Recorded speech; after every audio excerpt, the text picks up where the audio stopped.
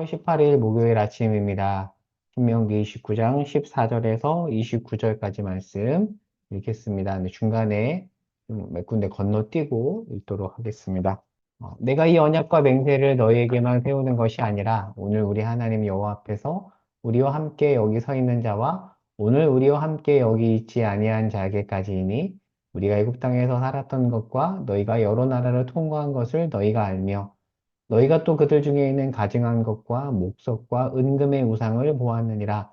너희 중에 남자나 여자나 가족이나 집하나 오늘 그 마음이 우리 하나님 여호와를 떠나서 그 모든 민족의 신들에게 가서 섬길까 염려하며 독초와 쑥의 뿌리가 너희 중에 생겨서 이 저주의 말을 듣고도 심중에 스스로 복을 빌어 이르기를 내가 내 마음이 완악하여 젖은 것과 마른 것이 멸망할지라도 내게는 평안이 있으리라 할까 함이라. 여호와는 이런 자를 사하지 않으실 뿐 아니라 그 위에 여호와의 분노와 질투의 불을 부으시며 또 이 책에 기록된 모든 저주를 그에게 더하실 것이라. 여호와께서 그의 이름을 천하에서 지워버리시되 여호와께서 곧 이스라엘 모든 지파 중에서 그를 구별하시고 이 율법책에 기록된 모든 언약의 저주대로 그에게 화를 더하시리라. 건너뛰고요. 마지막 29절 말씀, 29절 말씀 읽겠습니다. 감추어진 일은 우리 하나님 여호와께 속하였거니와 나타난 일은 영원히 우리와 우리 자손에게 속하였나니 이는 우리에게 이 율법의 모든 말씀을 행하게 하심이니라. 네, 오늘 본문은 모세의 세 번째 설교에 나오는 모압 언약식 장면입니다. 어제 말씀과 연결이 되죠. 지금 모세는 출애굽 2세대와 함께 지금 모압 평지에서 언약을 갱신하고 있는데요. 정확히 말하면 출애굽 1세대에게 했던 출애굽기 24장의 그 시내산 언약을 지금 갱신하고 있는 겁니다. 자, 그런데 오늘 본문을 보겠습니다. 자, 29장 14절, 15절을 유심히 볼게요. 자, 이렇게 말합니다. 14절에 내가 이 언약과 맹세를 너희에게만 세우는 게 아니래요. 지금 2세대가 눈앞에 있는데 너희들과만 하는 게 아니라고 말하면서 15절이 오늘 설교에서 중요합니다. 15절입니다. 오늘 우리 하나님 여호와 앞에서 우리와 함께 여기 서 있는 자와 더불어서 오늘 우리와 함께 여기 있지 아니한 자에게까지이니라고 말합니다. 누구를 말할까요? 지금 출애굽 2세대가 주청중인데 앞으로 태어날 출애굽 3세대, 4세대, 5세대 모두를 지금 대상으로 하고 있는 겁니다. 그러니까 2세대뿐만 아니라 그들의 후손까지 이 언약을 잘 지키지 않을 경우에 저주를 받을 것이야. 지금 16절부터 21절까지 언약의 경고에 대해서 이야기하거든요.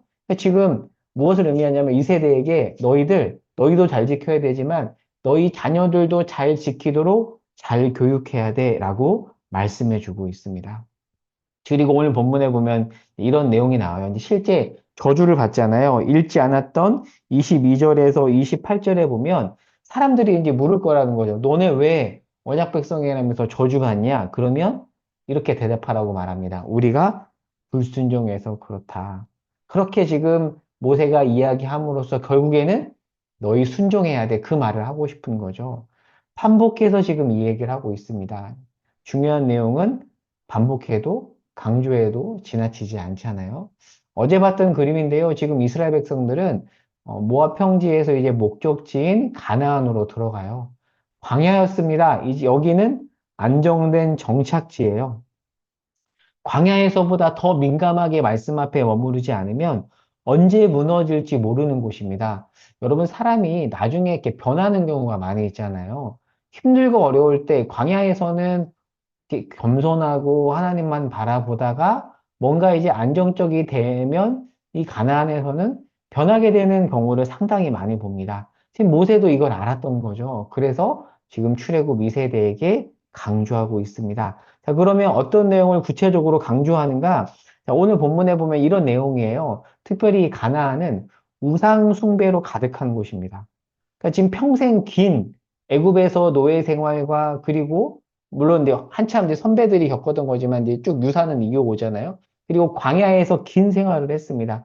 그들에게 가나안은 새로운 곳이에요. 매력적인 곳입니다. 이들이 지금 말씀으로 무장되지 않으면 가나안에서 가나안을 변화시키기보다는 오히려 가나안에 동화될 수도 있는 것이죠. 자, 그래서 29절에서 너희 자손이 그리고 너희들이 율법의 모든 말씀을 행해야 된다라고 말씀해주고 있습니다. 그래서 29절의 중간에 이런 표현이 있죠. 우리와 우리 자손에게. 자, 지금 모세가 굉장히 걱정하는 겁니다. 혹여나 제대로 교육하지 않아서 자손들이 가나안화 될까 봐. 자, 그런데 나중에 여호수아를 지나서 사사기에 보면 사사기 2장 10절에서 모세의 우려가 현실이 되는 장면이 나옵니다. 한번 말씀 찾아볼까요? 자, 사사기 말씀 한번 찾아보겠습니다. 사사기 신명기 이후에 여호수아가 있고요. 그 다음에 사사기가 있죠. 사사기 2장 10절 말씀에 보면 제가 읽어볼게요. 그 세대의 사람도 다 그 조상들에게 돌아갔고 그 후에 일어난 다른 세대는 여호와를 알지 못하며 여호와께서 이스라엘을 위하여 행하신 일도 알지 못하였더라. 여러분, 세 개 세대가 있는데요. 첫 번째 1세대는 하나님을 경험으로 아는 세대예요. 이들은 출애굽을 경험했고요. 신의 광야에서 하나님의 은혜를 만나와 메추라기, 그다음에 불기둥과 기름기둥을 경험으로 실제 알았어요. 경험으로 안 겁니다. 근데 이 세대들은 그런 경험은 없지만 부모로부터 배웠어요. 아, 우리가 이런 경험을 했는데 너희도 하나님이 이런 분이라는 걸 알아야 되라고 학습을 통해서 알았습니다. 하지만 그 다음 세대는 하나님을 경험으로도 모르고 하나님을 학습으로도 모르는 세대가 탄생했고 그 세대로 인해서 사사시대 이스라엘은 안타깝게도 무너지고 만 거죠. 모세의 경고가 현실이 된 겁니다. 책 하나를 소개해 드리면요. 뭐 유명한 고전이죠. 근데 개정판이어서 좀 이렇게 예쁘게 디자인이 됐는데 제임스 패커, J.I. 패커가 쓴 하나님을 아는 지식이라는 책이 있습니다.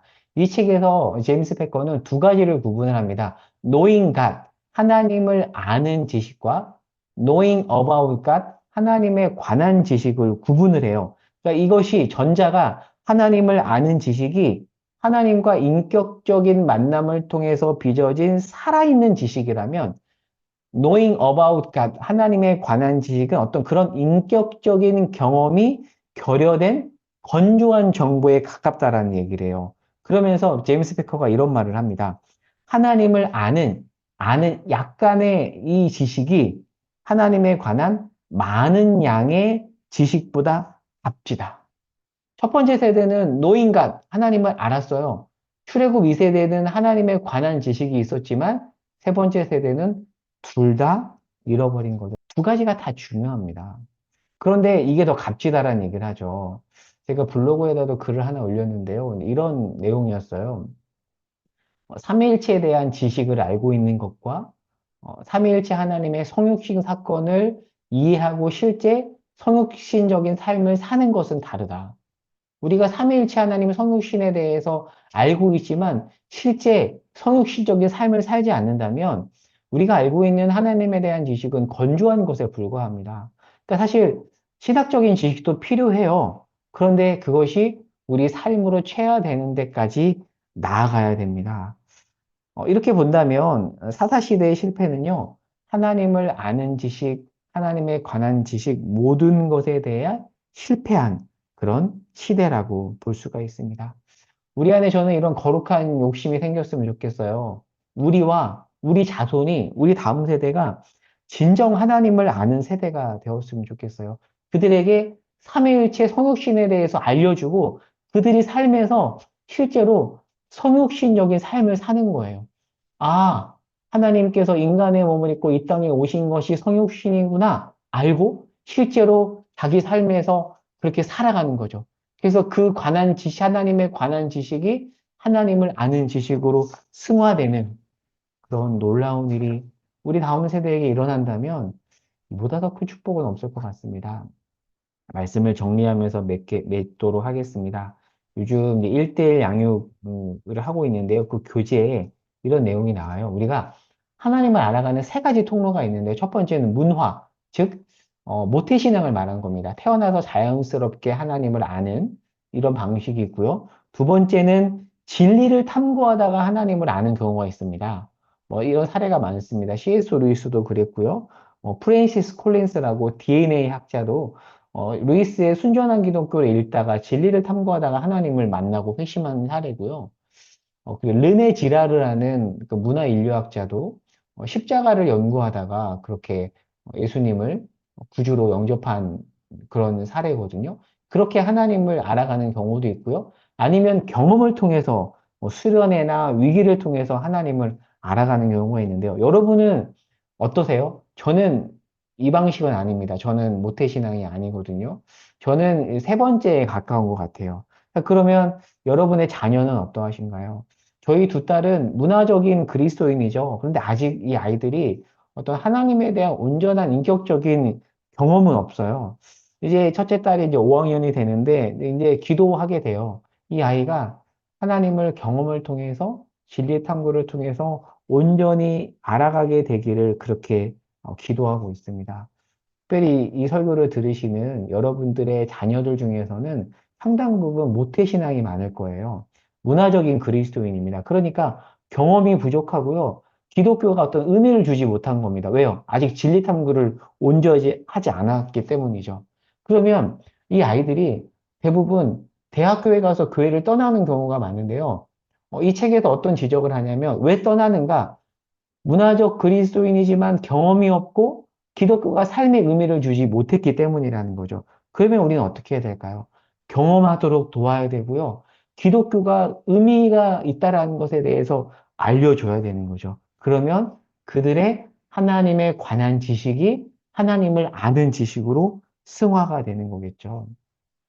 마지막 3번의 이 내용으로 말씀을 맺으려고 하는데요. 티모시 켈러, 작년인가요? 재작년에 소천하셨죠? 제가 참 존경하는 목사님인데, 팀 켈러 목사님이 이런 말을 해요. 진짜 부흥은 머리로만 알던 하나님의 사랑이 가슴으로 스며들어 그분의 사랑으로 느껴지는 것이다.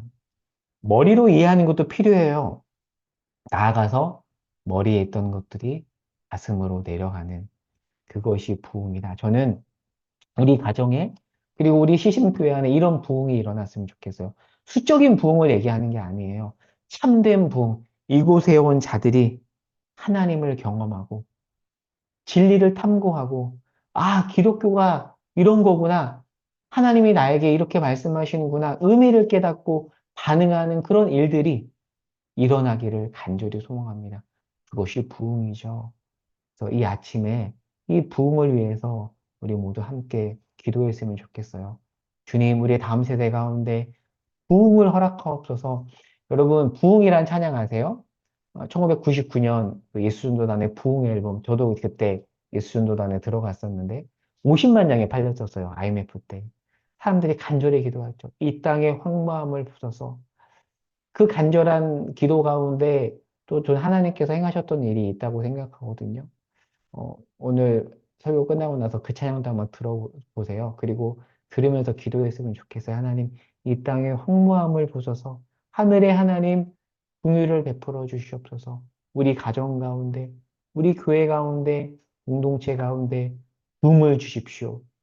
이 아침에 간절히 엎드려 기도하고요. 그 밖에 개인 기도 제목을 가지고 나가도록 하겠습니다. 제가 기도하겠습니다. 하나님, 오늘은 이것을 위해서 기도합니다. 우리 자녀들이 하나님을 알아가게 하옵소서. 하나님의 사랑을 진정으로 깨닫고 반응하게 하옵소서.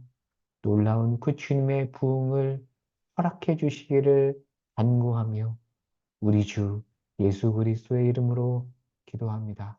아멘.